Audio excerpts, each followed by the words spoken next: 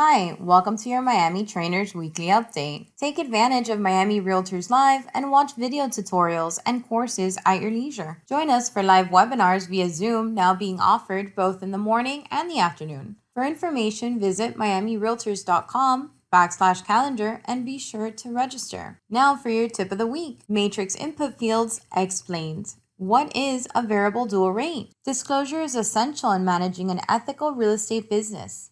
Section 3-4 of Realtor Code of Ethics defines a variable dual rate commission arrangement as following. A listing in which one amount of commission is payable if the listing broker's firm is the procuring cause of the sale, and a different amount of commission is payable if the sales results from the efforts of the seller or the cooperating broker.